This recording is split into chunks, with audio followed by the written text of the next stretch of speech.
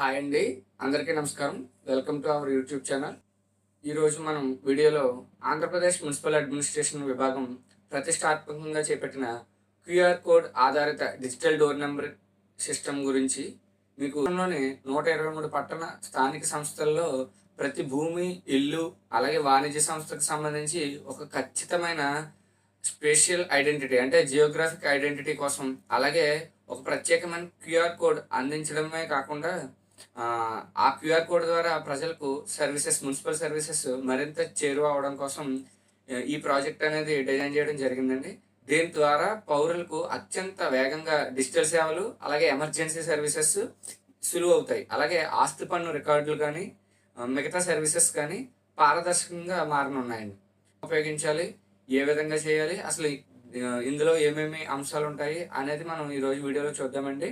Skip చేయకుండా చివరి వరకు చూడండి. ఈ డిజిటల్ సర్వే ప్రక్రియ మున్సిపల్ కమిషనర్ గారి లాగిన్తోనే ప్రారంభమవుతుంది. కమిషనర్ గారు ప్రాజెక్ట్ నిర్వహణ కోసం నోడల్ ఆఫీసర్లను అసైన్ చేయాల్సి ఉంటుంది.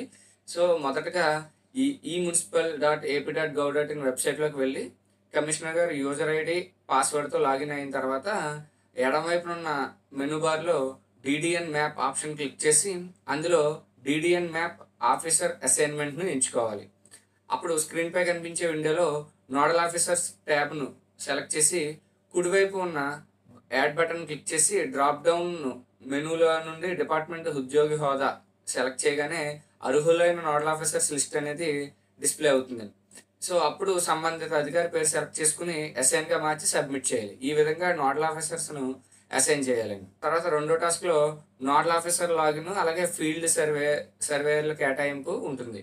సో ఈ సెకండ్ దాంట్లో నోడల్ ఆఫీసర్ వారి యొక్క లాగిన్ అయ్యి ఆ లాగిన్లో సేమ్ ఎలాగైతే కమిషనర్ గారు నోడల్ ఆఫీసర్ని అసైన్ చేశారో నోడల్ ఆఫీసర్ వారు ఫీల్డ్ సర్వేయర్ను యాడ్ చేసుకోవాలి. సో అందులో సంబంధిత సచివాలయాన్ని సెలెక్ట్ చేసుకుని అందులో ఎవరికి ఈ ఎవరిని అసైన్ చేయాలనుకుంటున్నారో సర్వే కోసం వారిని అసైన్ చేయాల్సి ఉంటుంది. ఇందులో వార్డు ప్లానింగ్, అడ్మినిస్ట్రేటివ్ సెక్రటరీస్ అలాగే ఎమ్యూనిటీ సెక్రటరీస్ యొక్క పేర్లు వస్తాయి. వారి స్టేటస్ను అసైన్డ్గా మార్చాలి.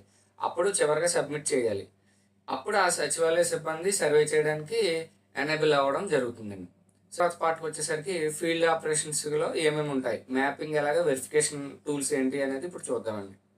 మనకి ఇంటర్ఫేస్ అనేది మొత్తం 3 రకాలుగా ఉంటుందండి. లాగిన్ అవ్వగానే మనకి లెఫ్ట్ సైడ్ డిడిఎన్ మ్యాప్ పార్సెల్ అనేది ఉంటుంది. అది క్లిక్ చేసిన వెంటనే 3 ప్యానల్స్ చూపిస్తాయి. స్క్రీన్ 3 విభాగాలుగా చూపిస్తుంది. ఒకటి ఎడమవైపు ప్యానల్ వచ్చేసరికి సర్వే యొక్క స్టాటిస్టిక్స్ అవన్నీ కనిపిస్తాయి. ఎన్ని పార్సెల్స్ ఉన్నాయి, ఎన్ని వెరిఫికేషన్లో పెండింగ్ ఉన్నాయి అనే సమాచారం అంతా లెఫ్ట్ ప్యానల్లో ఉంటుంది. నెక్స్ట్ సెంటర్ ప్యానల్ వచ్చేసరికి ఇంటరాక్టివ్ ప్యానల్ అంటారు దీన్ని, ఇంటరాక్టివ్ జిఐఎస్ మ్యాప్. సో ఇక్కడ వివిధ కలర్స్లో మనకి ల్యాండ్ అలాగే బిల్డింగ్స్కి సంబంధించిన పాలిగన్స్తో కూడిన మ్యాప్ అనేది కనిపిస్తుంది. ఇది centre panel. Next right side panel వచ్చేసరికి మీరు మధ్య ప్యానల్లో ఏదైతే మ్యాప్ కనిపిస్తుందో ఆ మ్యాప్ని సెలెక్ట్ చేయగానే దానికి సంబంధించిన ఏదైనా వివరాలు ఏమైతే ఉన్నాయో ఆ సెలెక్ట్ చేసిన పాలిగన్కి సంబంధించి వెరిఫికేషన్ లిస్ట్ కానీ లేకపోతే దానికి సంబంధించిన ఓనర్ డీటెయిల్స్ కానీ అవన్నీ అంటే ఆ పాలిగన్కి సంబంధించిన ప్రతి వివరం కూడా మనకి రైట్ సైడ్ ప్యానల్లో మనకి డిస్ప్లే అవ్వడం జరుగుతుందండి. సో ఇది బేసిక్ ఐడియా. ఈ ప్యానల్స్కి సంబంధించి మనకి స్క్రీన్ మీద కనిపించే 3 ప్యానల్స్కి సంబంధించిన బేసిక్ ఐడియా అండి ఇది. అయితే ఇందులో కొన్ని టూల్స్ నేర్చుకుందామండి. ఫస్ట్ మనం డైరెక్ట్గా లైవ్ డెమోలోకి వెళ్ళే ముందు కొన్ని టూల్స్ ఏమేమి టూల్స్ ఉంటాయి అనేది చూద్దామండి. ఇక్కడ యాక్చువల్ మన పాత్ర ఎంతవరకు ఉంటుంది అంటే ఈ ఏవైతే field level secretaries, administrative secretaries, planning secretaries, ఎమ్యూనిటీ secretaries ఎవరైతే ఉన్నారో వారి పాత్ర ఏంటి అంటే మనకి మొదటగా ఆ ల్యాండ్ పార్సిల్స్ అనేవి క్రియేట్ చేయడం జరిగింది ఆల్రెడీ. అవి సరిపోయాయా లేదా వెరిఫై చేయాల్సిన బాధ్యత అడ్మినిస్ట్రేటివ్ సెక్రటరీస్ చేస్తారు, మిగతా సెక్రటరీస్ యొక్క హెల్ప్ తీసుకుని. ప్లానింగ్ సెక్రటరీస్ వచ్చేసరికి మనకి ముందుగా వాళ్ళ యాంకర్ పాయింట్స్ అలాగే రోడ్ నెట్వర్క్ అనేది బిల్డ్ చేయాలి. సో తర్వాత ఎమ్యూనిటీ సెక్రటరీస్ యొక్క మేజర్ రెస్పాన్సిబిలిటీ వచ్చేసి మొత్తం వర్క్ కంప్లీట్ అయిన పార్సిల్స్లో ఏ బిల్డింగ్కి ఏ ట్రేడ్ ఉంది, కమర్షియల్ ఎస్టాబ్లిష్మెంట్స్ ఎక్కడ ఉన్నాయి, ఏ ఫ్లోర్లో ఉన్నాయి, ఏ ఫ్లాట్లో ఉన్నాయి, ఏ బిల్డింగ్లో ఉన్నాయి అనేది రికార్డ్ చేయాల్సిన బాధ్యత వారిది. సో ఇలాగే ఈ మేజర్గా 3 పార్ట్స్ కింద డిజైన్ చేశారు వర్క్ని. ఒకటి యాంకర్ పాయింట్స్ పెడుతూ road mapping, road network build చేయడం. 2 ఏవైతే క్రియేట్ చేసిన పార్సల్స్ ఉన్నాయో వాటిని వెరిఫై చేయడము. 3 మొత్తం వర్క్ కంప్లీట్ అయిన తర్వాత ఏ బిల్డింగ్లో a commercial activities, A trades అనేవి జరుగుతున్నాయో వాటిని మ్యాప్ చేయడం. సో ఇవి అయితే ఇవి చేయడానికంటే, ఇవి నేర్చుకోవడం కంటే, అంటే ఇది ఎలా చేయాలనే దానికంటే ముందుగా ఇందులో ఉన్న టూల్స్ గురించి మనం తెలుసుకోవాలి. అప్పుడు మనకి వర్క్ అనేది ఎలా చేయాలనేది ఈజీ అవుతుంది. ఇందులో ఏం టూల్స్ ఉంటాయి ఏంటి అంటే ప్రతిదీ కూడా ఇక్కడ మ్యాప్లో పాలిగాన్ రూపంలోనే ఉంటుంది. అంటే దాని యొక్క బౌండరీస్ అనేవి పాలిగాన్స్ రూపంలో వెర్టిసెస్, చుక్కల చుక్కలతోటే మనకి డిజైన్ చేసి ఉంటుంది. రోడ్ అయినా, బిల్డింగ్ సంబంధించిన బౌండరీ అయినా, ఏదైనా కూడా కంప్లీట్గా పాలిగాన్స్ తోటి ఉంటుంది. సో ఈ పాలిగాన్స్ని ఎలా ఎడిట్ చేయాలి, ఎలా మూవ్ చేయాలి, ఎలాగా యూస్ చేయాలి, ఆ టూల్స్ ఏంటి అనేది తెలుసుకుంటే మనకి వర్క్ అనేది ఈజీగా ఉంటుంది. అవి తెలుసుకోకుండా డైరెక్ట్గా వర్క్లోకి దిగిపోతే అప్పుడు మనకి చాలా కన్ఫ్యూజన్ అనేది ఎక్కువ రావడానికి అవకాశం ఉంటుంది. సో నెట్వర్క్ సంబంధించి బిల్డ్ చేయడం ఎలాగో చూద్దాం. రోడ్ నెట్వర్క్ బిల్డ్ చేయాలంటే ముందు ఆల్రెడీ మనకి ఇచ్చిన మ్యాప్లో రోడ్స్ ఆల్రెడీ డ్రా చేసి ఉంటాయి. స్క్వేర్స్ టైప్లో కానీ రెక్టాంగిల్ టైప్లో పాలిగాన్స్ యూజ్ చేసుకుని మన పాలిగాన్స్ టైప్లో మనకి ఆల్రెడీ రోడ్ అనేది బిల్డ్ చేయడం జరిగింది. సో దీన్ని మనం కంబైన్ చేయాలి. ఇది ఎవరైతే ప్లానింగ్ సెక్రటరీస్ ఉన్నారో వాళ్ళకి దీని రెస్పాన్సిబిలిటీ అప్ చెప్పడం జరిగింది. సో ఈ రోడ్ని కంబైన్ చేయడం ఎలాగంటే ఈ మనకి కంబైన్ రోడ్స్ అనే ఆప్షన్ ఉంటుంది. అది క్లిక్ చేసిన తర్వాత మనకి రైట్ సైడ్ మనకి న్యూ క్లిక్ చేసిన తర్వాత అక్కడ ఆ కంబైన్ రోడ్ యొక్క పేరు, రోడ్ యొక్క కేటగిరీ, ఆ రోడ్ని మెయింటైన్ చేసే వాళ్ళ పేర్లు అవన్నీ క్లిక్ చేసిన తర్వాత ఆ కింద దాంట్లోకి వచ్చే రోడ్స్ అన్నింటినీ సెలెక్ట్ చేసుకోమంటాం. మనం డైరెక్ట్గా ఆ ప్రతి రోడ్డు కూడా సెలెక్ట్ చేసుకుని కన్ఫర్మ్ చేసుకున్నాక కింద సబ్మిట్ చేస్తాం. కంబైన్ రోడ్ అని క్లిక్ చేయగానే ఆ రోడ్ అనేది కంబైండ్ అయిపోతుంది. కంబైండ్ అయిపోయిన తర్వాత అది మనకి వెరిఫికేషన్కి అనేది నోడల్ ఆఫీసర్ లాగిన్కి వెళ్తుంది. వాళ్ళు వెరిఫై చేసి దాన్ని అప్రూవ్ చేస్తారు. సో ఈ విధంగా మనం ప్రతి రోడ్ని కూడా కంబైన్ చేసి రోడ్ నెట్వర్క్ని బిల్డ్ చేస్తాం.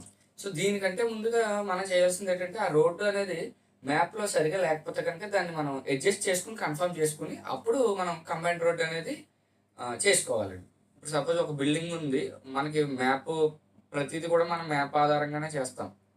మనకి యాక్చువల్గా డ్రోన్ సర్వే మ్యాప్ ఉన్నట్లయితే కనుక చాలా క్లియర్గా కనిపిస్తుంది. చాలా మున్సిపాలిటీస్లో డ్రోన్ సర్వే జరిగింది. ఆ డ్రోన్ మ్యాప్నే ఇందులో ఇంపోజ్ చేయడం జరిగింది. కొన్ని చోట్ల ఎక్కడైతే డ్రోన్ సర్వే మ్యాప్ వారికి అందించలేదో ఈ డిజైన్ చేసిన వాళ్ళకి, వాళ్ళు గూగుల్ ఆధారిత మ్యాప్ని ఇంపోజ్ చేయడం జరిగిందండి. ఈ మనకి మ్యాప్లో మనకు సంబంధించిన బౌండరీ అనేది ఆల్రెడీ వాళ్ళు ఫిక్స్ చేసేసారు. ఏ సచివాలయం బౌండరీ అనేది మనకు ఓపెన్ అవుతుంది ఆల్రెడీ. సో అందులో ఏదైనా తప్పులు ఉంటే కనుక మనం పై లెవెల్ ఆఫీసర్స్కి తెలియజేస్తాం. సో మన సచివాలయం బౌండరీ మనకు వచ్చిన తర్వాత అందులో ఆల్రెడీ వాళ్ళు కొన్ని పార్సిల్స్ అనేవి డ్రా చేసేసారు. అంటే వాళ్ళకున్న ఐడియా ప్రకారంగా అందులో మ్యాప్ బేస్ చేసుకుని కొన్ని పార్సిల్స్ అనేవి డిజైన్ చేసేసారు. ఆ పార్సిల్స్ అంటే నథింగ్ బట్ ఆ బిల్డింగ్ సంబంధించిన కాంపౌండ్ లేదా ఆ బిల్డింగ్ సంబంధించిన ల్యాండ్తో కలిపిన బౌండరీని వాళ్ళు మార్కింగ్ చేసేసి ఇచ్చేసారు. అంటే ఆల్రెడీ వాళ్ళు పాలిగన్స్ గీయడం జరిగింది. అలాగే రోడ్ నెట్వర్క్ కూడా వాళ్ళకున్న ఐడియా ప్రకారం బిల్డ్ చేయడం జరిగింది. సో దీన్ని మనం ఏం చేయాలంటే ముందుగా సరిచేసి అడ్జస్ట్ చేసుకుని అప్పుడు వెరిఫికేషన్కి వెళ్ళాలి. అప్పుడే మనకు పర్ఫెక్ట్గా వర్క్ అనేది కంప్లీట్ అయినట్టు. అలా కాకుండా డైరెక్ట్గా పార్సిల్ వెరిఫికేషన్కి వెళ్ళిపోతే మనకి చాలా తప్పులు జరగడానికి, సరైన సమాచారం రాకపోవడానికి అవకాశం ఎక్కువ ఉంది. సో ముందుగా మనం ఈ మ్యాప్ అనేది సరి చేసుకోవాలి, ఎడిట్ చేసుకోవాలి. అంటే మనకి రోడ్ నెట్వర్క్ ఉందంటే ఆ రోడ్స్ కరెక్ట్గా మ్యాప్ ప్రకారంగా రోడ్స్ పర్ఫెక్ట్గా బిల్డ్ అయ్యాయో లేదో చూసుకోవాలి. సో అప్పుడు మనం రోడ్ని అడ్జస్ట్ చేసుకోవాలి. తర్వాత పార్సిల్స్ కరెక్ట్గా ఉన్నాయో లేదో అడ్జస్ట్ చేసుకోవాలి. సో ఇవన్నీ అడ్జస్ట్ చేసుకోవడానికి కూడా మనకు ఆప్షన్ ఉంది కాబట్టి సో అందులో వాడాల్సిన టూల్స్ ఏంటో మనం తెలుసుకోవాలి. సో మనకి పార్సిల్ వచ్చేసరికి టూల్స్ ఏముంటాయంటే, ఒక పార్సిల్ అంటే మీరు గుర్తుపెట్టుకోండి, ఆ బౌండరీ, ఆ బిల్డింగ్ సంబంధించిన, ఆ ప్రాపర్టీకి సంబంధించిన బౌండరీ, అది ల్యాండ్ కావచ్చు, ప్రాపర్టీ బిల్డింగ్ కావచ్చు, లేదా ఏదైనా బఫర్ జోన్ కావచ్చు, ఏదైనా సరే దానికి సంబంధించిన దాన్ని, ఆ బౌండరీని మనం పార్సిల్ అనే వర్డ్ తోటి డినోట్ చేస్తాం. సో ఇక్కడ అందుకే నేను నెక్స్ట్ నుంచి పార్సిల్ అన్నప్పుడల్లా కూడా మీరు బౌండరీ అని గుర్తుపెట్టుకోండి. సో మనం ఒక పార్సిల్ ఉంది, ఆ పార్సిల్ సంబంధించి ఆల్రెడీ ఒక పార్సిల్ క్రియేట్ చేసి ఉంది. ఇప్పుడు మ్యాప్లో ఒక బౌండరీ మనం క్లిక్ చేసాము. క్లిక్ చేసినప్పుడు అది కరెక్ట్గా ఉంది అంటే కనుక అది ఓకే, అడ్జస్ట్మెంట్స్ ఏం చేయక్కర్లేదు. నెక్స్ట్ ఏమవుతుంది, ఇంకొక పార్సిల్ దగ్గరికి వెళ్ళాం. ఆ పార్సిల్ ఏమైందంటే సరిహద్దులు అనేవి ఒక పార్సిల్ కింద క్రియేట్ చేశారు, కానీ యాక్చువల్గా అక్కడ 2 అసెస్మెంట్స్ ఉన్నాయి. అంటే 2 ప్రాపర్టీ ట్యాక్స్లు ఉన్నాయి ఆ పార్సిల్లో, లేదా 2 బిల్డింగ్స్ పక్క పక్కన ఉన్నాయి, 2 బిల్డింగ్స్ వేరు వేరు, లేదా 2 అసెస్మెంట్స్ ఉన్నాయి. అప్పుడు దాన్ని ఏం చేయాలి, ఒక పార్సిల్ని మనం 2 పార్సిల్స్ కింద చేయాలి. సో పార్సిల్ని కట్ చేయాలి. సో మనకి ఇక్కడ కట్ పార్సిల్ అనే ఆప్షన్ ఉంటుంది. అలాగే అడ్జస్ట్మెంట్, సో బౌండరీస్ అడ్జస్ట్మెంట్. ఇంకొక పార్సిల్ ఏమైందంటే ఆ పార్సిల్ సరిహద్దును దాటి ఇంకొక అసెస్మెంట్ మీదకి పార్సిల్ చూపించడం జరిగింది. సో మనం ఏం చేయాలి, ఆ పార్సిల్ని అడ్జస్ట్ చేయాలి. సో ఆ వెర్టిసెస్ అనేది అడ్జస్ట్ చేయాలి కాబట్టి పార్సిల్ ఎడిట్ ఉంటుంది. సో బౌండరీస్ అడ్జస్ట్ చేసే టూల్ ఉంటుంది.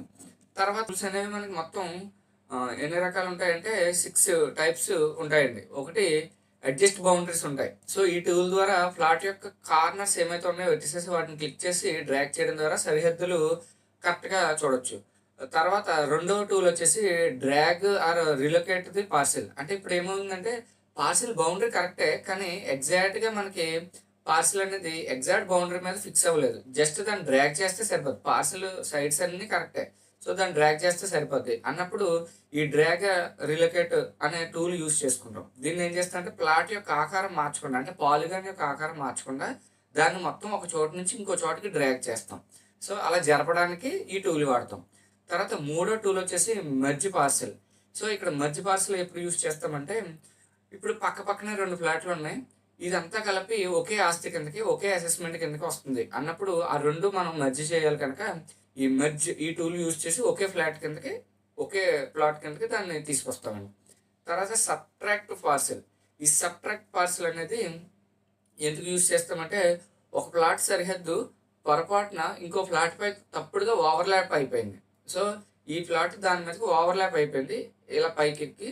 సో అప్పుడు అలాంటప్పుడు ఈ అదనపు భాగం ఏదైతే ఎక్స్ట్రా ఓవర్లాప్ అయిందో దాన్ని కట్ చేయడానికి, సబ్ట్రాక్ట్ చేయడానికి ఈ టూల్ యూజ్ చేస్తామండి. సో ఇది. ఇంకొకటి ఏంటంటే కట్ పార్సిల్. నెక్స్ట్ టూల్ వచ్చేసి కట్ పార్సిల్. ఒక ప్లాట్ ఇద్దరు వ్యక్తులకు విక్రయించబడినప్పుడు లేదా విడిపోయినప్పుడు దాన్ని స్ట్రైట్గా లేదా మల్టీ పాయింట్ లైన్ ద్వారా 2గా విభజించవచ్చు. అప్పుడు ఈ కట్ పార్సిల్ అనేది మనం యూజ్ చేస్తాము. లాస్ట్గా చివరిగా సిక్స్త్ టూల్ వచ్చేసి బఫర్ జోన్. ఈ బఫర్ జోన్ ఎందుకు యూజ్ చేస్తామంటే, వరదలు విపత్తుల సమయంలో ప్రమాదకర ప్రాంతాలు ఉంటాయి మనకి కోస్టల్ ప్రాంతాల్లో, భూకంపాల ప్రాంతాలు కానీ ఇలాంటి ప్రాంతాలను గుర్తించడానికి ఈ బఫర్ జోన్ అనేది యూజ్ చేస్తాం. దీంతో పాటు అదనంగా ఇంకా మనకి ఏ టూల్స్ ఉంటాయంటే, మనకి ముఖ్యంగా కొన్ని ఉంటాయి. ఇప్పుడు మనకి కొన్ని ప్రాంతాలు అసలు పాలిగన్స్ గీయకుండా వదిలేసి ఉంటారు సరే, కానీ అక్కడ మనకి ఒక బిల్డింగ్ ఉండొచ్చు. సో అక్కడ మనం ఏం చేయాలి, కొత్తగా క్రియేట్ చేయాలి కాబట్టి న్యూ పార్సిల్ క్రియేషన్ అనే టూల్ యూజ్ చేసి మనం అక్కడ టూల్ క్రియేట్ చేస్తాం. సో ఇక్కడ మనం అన్నీ గుర్తిస్తాం. ఒకటి భవనాలు గుర్తిస్తాం, 2 ల్యాండ్ గుర్తిస్తాం. సో మనకిచ్చిన బౌండరీ మొత్తాన్ని ఎక్కడ విడిచిపెట్టకుండా ప్రతి దాన్ని గుర్తిస్తాం. ఈ పార్సిల్స్ని వెరిఫై చేయడం.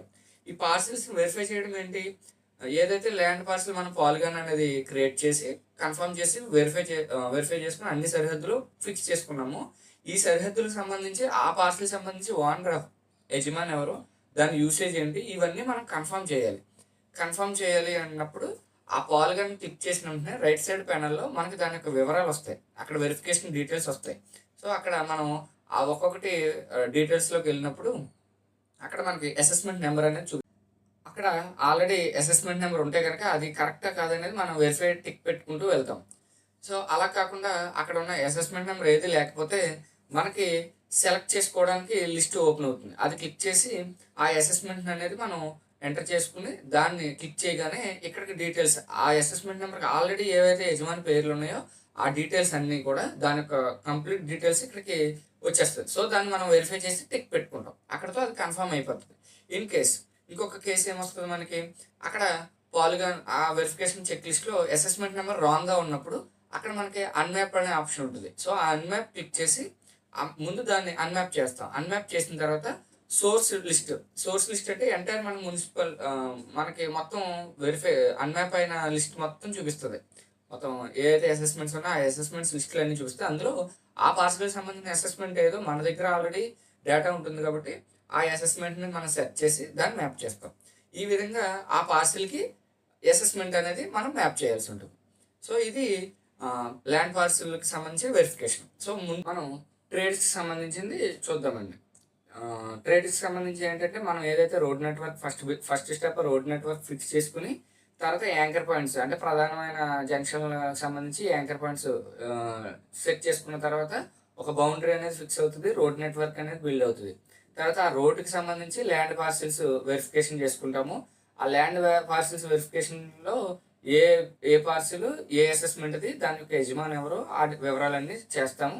అలాగే ఆ ల్యాండ్ పార్సిల్కి సంబంధించి ఆ ప్రాపర్టీకి సంబంధించి పాత్ అనేది యాడ్ చేస్తాం. అంటే ఇక్కడ ఏంటంటే అప్రోచ్ పాత్ అంటాం. ఈ అప్రోచ్ పాత్ అంటే రోడ్ నెట్వర్క్ ఏదైతే బిల్డ్ చేసామో ఆ రోడ్డుకి సంబంధించి ఆ అసెస్మెంట్ ఆ రోడ్డుకి ఏ విధంగా వెళ్ళాలి, అంటే ఆ రోడ్లోంచి ఆ ప్రాపర్టీకి ఎలా వెళ్ళాలని లేదా ఆ ప్రాపర్టీ నుంచి ఏ రోడ్డుకి వెళ్ళాలి అనేది అప్రోచ్ పాత్ అంటాం. దాన్ని కూడా మనం క్రియేట్ చేయాలి. దీనివల్ల ఏంటంటే క్యూఆర్ కోడ్ అనేది డిజిటల్ డోర్ నెంబర్ అనేది జనరేట్ చేయడానికి ఇది యూజ్ అవుతుంది. సో ఆ రోడ్డు బేస్ చేసుకుని ఆనుకుని ఉన్న ఇళ్ళకి అన్నిటికి కూడా ఒక డోర్ నెంబర్ అనేది జనరేట్ అవుతుందండి. సో అందుకు అప్రోచ్ పాత్ అనేది చాలా ఇంపార్టెంట్. సో గేట్ అనేది ఎటువైపు గేట్ ఉందనేది మనం క్లిక్ చేసి దాని నుంచి ఏ విధంగా రోడ్డుకి పాత్ అనేది ఉంటుంది అనేది మనం డ్రా చేయాల్సి ఉంటుంది. అది అప్రోచ్ పాత్లో మనం ఆ వర్క్ చేస్తాం. ఇది చేసిన తర్వాత ఇదంతా కంప్లీట్ అయిపోయిన తర్వాత మనకి ఎమ్యూనిటీ సెక్రటరీస్కి ఇచ్చిన రెస్పాన్సిబిలిటీ ఏంటంటే ఆ పర్టికులర్ అసెస్మెంట్లో ఏమైతే ట్రేడ్స్ ఏదైతే కమర్షియల్ యాక్టివిటీస్ జరుగుతున్నాయో వాటిని మనం గుర్తించాలి. సో ఆ ప్రాపర్టీలో జరిగే కమర్షియల్ యాక్టివిటీస్ని మనం యాడ్ చేసుకుంటూ వెళ్ళాలి. సో అది వారికి సంబంధించి. సో ఆ అసెస్మెంట్ ఆ పార్సిల్ క్లిక్ చేసిన తర్వాత అక్కడ యాడ్ ఇన్ఫోలో మనం ట్రేడ్ ఏదైనా జరిగితే యాడ్ చేసుకుంటూ ఆ యొక్క వివరాలు ఆ ట్రేడ్ పేరు అయితే పేరు ఏముందో అది క్లిక్ చేసి దాన్ని ట్రేడ్ నడుపుతున్న వ్యక్తి యొక్క పేరు దాని యొక్క వివరాలు చేసి దాన్ని సబ్మిట్ చేస్తాం. సపోజ్ ఇన్ కేస్ ఒక అసెస్మెంట్లో ఒక పోర్షన్లో ఒక గ్రౌండ్ ఫ్లోర్లో ఒక పోర్షన్ ఒక ట్రేడ్ అన్నప్పుడు మనకి అక్కడ ఏ ఫ్లోర్లో జరుగుతుంది ట్రేడ్ అనే వివరాలు కూడా అందులో అడుగుతుంది. సో అది కూడా మనం చేయాలి. సో ఒకే అపార్ట్మెంట్లో ఎక్కువ ట్రేడ్స్ ఉన్నా కూడా ఒకే అసెస్మెంట్లో 4-5 ట్రేడ్లు ఉన్నా కూడా మనం అందులో యాడ్ చేయొచ్చు. అదొకటి. అలాగే ఇక్కడ మనకు సాధారణంగా వచ్చే డౌట్స్ ఏంటంటే ఓకే ల్యాండ్ పార్సిల్కి ఇస్తాము అన్నీ చేసేస్తాం, అపార్ట్మెంట్కి ఏ విధంగా గీస్తాము, గ్రూప్ హౌసెస్కి ఏ విధంగా చేస్తాం, ఒకే బిల్డింగ్లో 2 అసెస్మెంట్స్ ఉన్నప్పుడు ఏం చేస్తామని అంటాం. సో వీటన్నిటికీ ఏంటంటే ఆ సరిహద్దు ఒకటే గీస్తాం, ఒకే పార్సిల్ గీస్తాం. కానీ అక్కడ దాని యొక్క నేచర్ ఆ బిల్డింగ్ యొక్క ఆ ప్రాపర్టీ యొక్క నేచర్ అనేది అడుగుతుంది. అక్కడ మనం group house apartment multiple assessments అనేది క్లిక్ చేసినప్పుడు అంటే మల్టిపుల్ అసెస్మెంట్స్ అంటే గ్రూప్ హౌస్ కాబట్టి గ్రూప్ హౌస్ అపార్ట్మెంట్ క్లిక్ చేసినప్పుడు మనకు అది ఆప్షన్ అడుగుతుంది. ఏ ఫ్లోరు ఏ అసెస్మెంట్ ఉన్నది లేదా ఏంటనేది అడుగుతుంది. అక్కడ మనం యాడ్ చేసుకుంటూ వెళ్తాం. అక్కడ అంటే ఒకే పార్సిల్లో మల్టిపుల్ అసెస్మెంట్స్ అన్నట్టు అర్థం అనమాట. సో ఒకే పార్సిల్లో మల్టిపుల్ అసెస్మెంట్స్ ఉన్నట్టు అర్థం వస్తుంది కాబట్టి అక్కడ అసెస్మెంట్స్ యాడ్ చేసుకుంటూ అది చేస్తానండి. సో ఈ విధంగా మనం ఈ వర్క్ అనేది కంప్లీట్ చేసుకుంటాం. సో ఈ వీడియోలో మనం పూర్తిగా కేవలం బేసిక్ ఐడియా మాత్రమే చెప్పాం, టూల్స్ ఏంటనేది చెప్పాం, ఓరల్గా మాత్రమే చెప్పడం జరిగింది, థియరిటికల్గానే చెప్పడం జరిగింది. సో మనం నెక్స్ట్ వీడియోలో ప్రాక్టికల్గా ఏ విధంగా చేయాలనేది ఒక్కొక్క టూల్కి సంబంధించి విడివిడిగా మనం క్లియర్ ఎక్స్ప్లెనేషన్ తోటి వస్తాం. అప్పుడు మీకు ఉన్న డౌట్స్ కూడా మనకి కంప్లీట్గా క్లారిఫై అవుతాయి. సో ఇప్పుడు ఇది చెప్పడానికి కారణం ఏంటంటే ముందు ఈ వీడియో మొత్తం మీరు ఒకసారి చూసి లాగిన్లోకి వెళ్ళి ఒకసారి దాన్ని ఆ వెబ్సైట్ని అబ్జర్వ్ చేసినట్లయితే మనకి క్లియర్గా ఒక ఐడియా అనేది వస్తుంది, ఏ టూల్ ఉంది ఏంటి అనేది. దాన్ని బట్టి మనం ఫర్దర్గా ఇంకా నాలెడ్జ్ అనేది పెంచుకోవడానికి ఉపయోగపడుతుంది. సో దానికోసం బేసిక్ నాలెడ్జ్ కోసం అసలు బేసిక్ ఐడియా కోసమే మనం ఈ వీడియో అనేది చేయడం జరిగిందండి. సో తర్వాత వీడియోలో మనం ఫుల్ ప్రాక్టికల్ వీడియో అనేది దాంతో మీ ముందుకు వస్తాం. Thank you. ఈ సమాచారాన్ని మీ తోటి వారికి షేర్ చేయండి.